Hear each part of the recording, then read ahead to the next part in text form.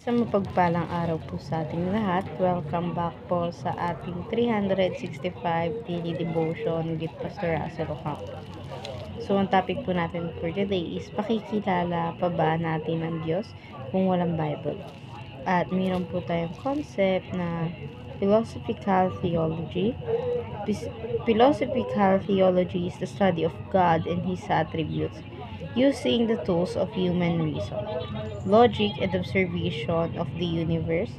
It asks deep questions like the nature of time, existence, morality, and causality, and seek to show how this lead to a rational belief in God. While reason is the gift from God, it is limited and must submit to the scripture.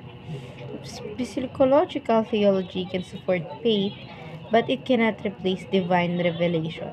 It helps us see that the faith is not blind and that God, the Bible, is both rationally, credibility, and gloriously transcendent.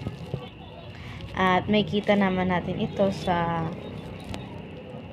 Romans chapter 1 verse 19 to 20. Since what may be known about God is explained to them, because God has made it plain to them.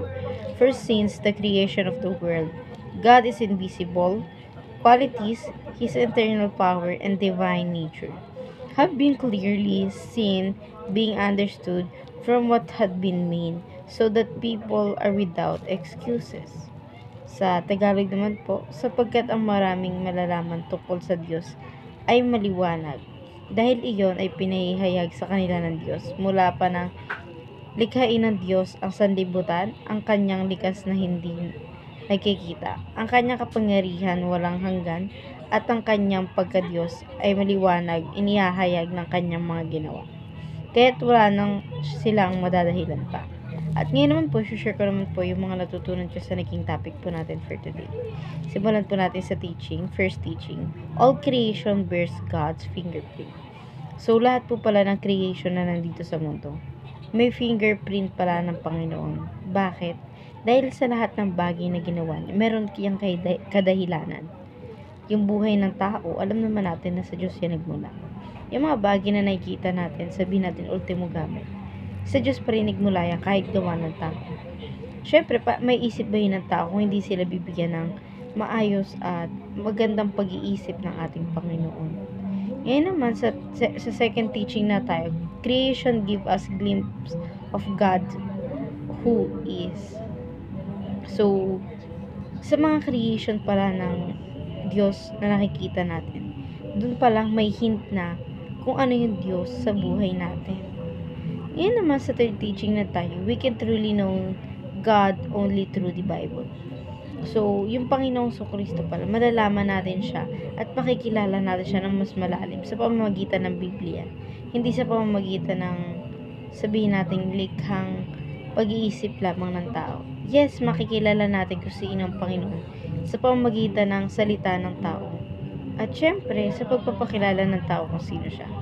Pero, mas makikilala natin siya ng malalim kung tayo magbabasa ng Biblia. Ngayon naman, dadako na tayo sa ating application. First application, cultivate a habit of thanking God for His creation. So, tayo naman, kailangan natin i-habit sa sarili natin na yung pagpapasalamat palagi sa Panginoon. Yung mga bagay na ginagawa niya sa buhay natin, kahit maliliit na bagay yan, kailangan natin ipagpasalamat niya sa Kanya.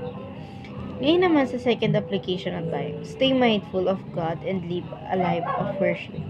So, yung pag-iisip natin, lagi natin siya ituon lamang sa Panginoon. At yung buhay na mayroon tayo, ilaan natin siya sa pagsamba sa ating Panginoon. Ngayon naman sa third application na tayo, read the Bible with the intent to know God. So, magbasa tayo ng Biblia ng may magandang puso at yung sabihin natin na bukal sa puso natin yung pagbabasa ng Biblia. Upang sa ganun, malaman natin kung sino talaga ang Diyos sa buhay natin. Ngayon naman, dadako na tayo sa ating last part, which is yung discussion. Why is it important to stay mindful of God daily through His creation? So, bakit nga ba importante na lagi natin isipin yung Panginoon? Kailangan natin siya palaging isipin dahil nang sa ganun, kailangan natin magpasalamat sa lahat ng bagay na ginagawa niya sa buhay natin.